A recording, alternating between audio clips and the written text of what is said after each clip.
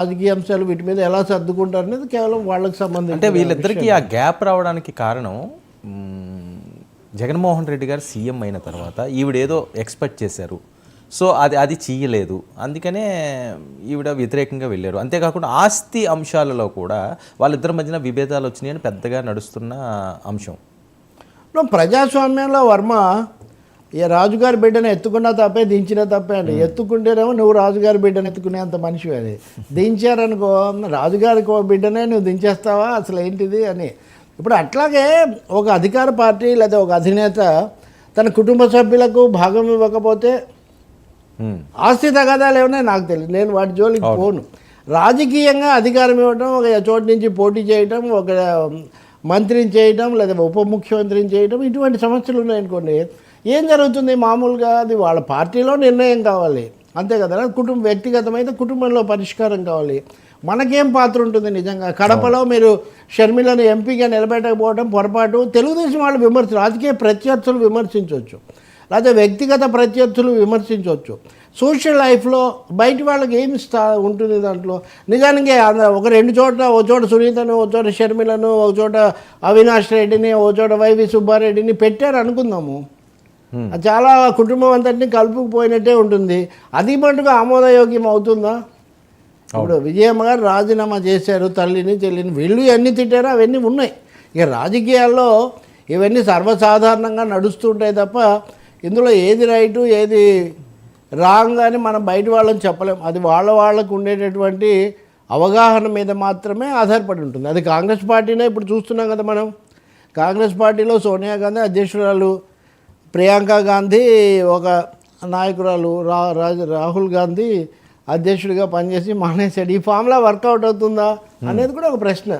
అప్పుడు కూడా విమర్శలు ఉంటాయి. ఓకే. సో అన్నా చెల్లెళ్ళ మధ్య అవగాహనకు, విభేదాలకు సంబంధించి బయట వాళ్ళు చేయగలిగింది ఏమీ లేదు. పోటీ చేస్తారా చెయ్యరా అన్నది తెలీదు. విభేదించే హక్కు ఆమెకు తప్పకుండా ఉంది ప్రజాస్వామ్యంలో. ఓకే. జగన్ చెల్లెలు కాబట్టి మీరు ఆయన విమర్శించకూడదు, ఆయన మీద మీరు ఏం చేయకూడదు అని చెప్తే దాన్ని మనం ఒప్పుకోలేము. తప్పకుండా ఆమె ఒక వ్యక్తిగా ఆమె పైగా తెలంగాణలో 4 ఏళ్ళు రాజకీయం చేసిన వ్యక్తిగా ఆంధ్రప్రదేశ్లో ఆమె చేయొచ్చు.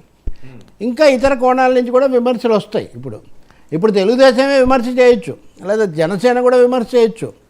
ఏమనంటే మీరు అసలు ఆంధ్రప్రదేశ్ను కాదనుకొని తెలంగాణకి వెళ్ళారు, అక్కడ మీరు డిజాస్టర్గా పొలిటికల్ డిజాస్టర్ అయిన తర్వాత మీరు అనివార్యమైన పరిస్థితుల్లో ఆంధ్రప్రదేశ్కి వస్తున్నారు. ఫేస్ చేయగలరు రవి గారు, ఇది పెద్ద చాలా కీలకమైన అంశం. ఇప్పుడు ఏ రకంగా ఈయన ఫేస్ చేయగలరు? ఇవిడ ఒక టీపీ పార్టీ పెట్టి పాదయాత్ర ఇక్కడ చేసి ఓకే ఎన్నికల్లో నిలబడకపోవడం అన్నది ఒక వ్యూహంలాగే కనిపిస్తున్నది. ఎందుకంటే ఆ టైంలో నిలబడితే ఇంకా డ్యామేజ్ అవును.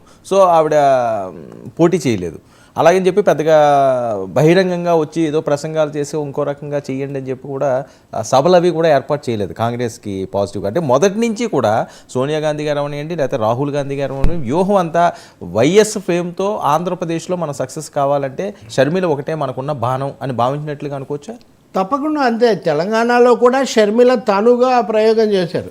అన్నయ్య ఆయన పార్టీ వద్దన్నా, అదే ఇక్కడేమీ లేకపోయినా ఆమె వెళ్ళి రాజన్న బిడ్డ, ఆమె ఏ సభలో మాట్లాడినా మీడియాతో మాట్లాడినా రాజన్న బిడ్డ అన్నది ఆమె పెట్టే ట్యాగ్.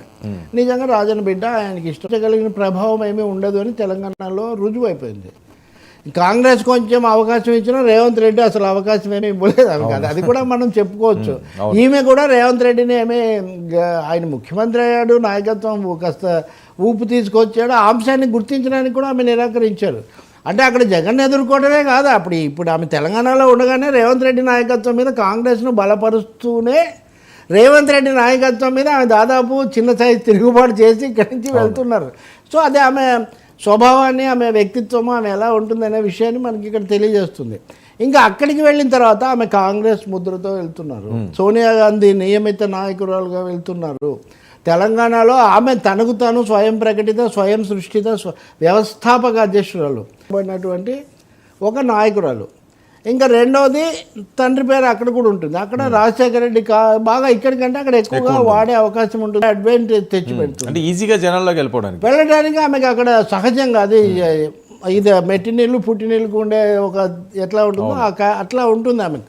బట్ రాజకీయంగా కాంగ్రెస్ ఏంటి, ఈమె ఎవరితో కలిసి ఏం స్లోగన్స్తో వెళ్తారు, ఏ అంశాలను హైలైట్ చేస్తారు, భవిష్యత్తులో పోయేదాని మీద దృష్టి పెడతారా, జగన్ ప్రభుత్వ వైఫల్యాలు, తప్పిదాలు, ప్రజా వ్యతిరేక విధానాలు వీటి మీద ఎక్కువ దృష్టి పెడతారా, లేకపోతే మళ్ళీ రూట్స్లోకి వెళ్ళి రాజన్న బిడ్డను కాబట్టి రాజన్న పథకాలు, రాజన్న అవి చెప్పడానికి వెళ్తారా? అందుకని ఇలాంటి చాలా ప్రశ్నలు ఆమె ఎలా చూస్తారు. అలాగే కాంగ్రెస్ హైకమాండ్ కూడా తమ మీద తిరుగుబాటు చేసిన జగన్ మీద ఒక అస్త్రంగా, ఇంతకుముందు ఆమె జగనన్న విసిరిన బాణం, ఇప్పుడు జగనన్న మీద సోనియా విసిరిన బాణంగా ఆమె వెళ్తారా, Sonia Rahul Gandhi, what ever it is. So ఇది అక్కడ క్రూషియల్ క్వశ్చన్. దీనికి సమాధానం తెలియాలంటే షర్మిల పార్టీని విలీనం చేసి ఏఐసిసినా ఏపీసీసీనా ఈ విషయం తేలాలి. ఆమె వ్యూహం ఎలా, ఆమె ఇనిషియల్ రిమార్క్స్ ఎలా ఉంటాయి, ఏ దిశలో ఆమె వెళ్తుందన్నది మనకు అర్థం కావాలి. బట్ ఖచ్చితంగా వ్యతిరేకం, కానీ ఆ వ్యతిరేకత తీరుతెన్నులు ఎలా ఉంటాయి, ధాటి ఎంత ఉంటుంది, దాన్ని బట్టి కూడా ఉంటుంది. దాన్ని ఆమె పంచుకోవాల్సి వస్తుంది.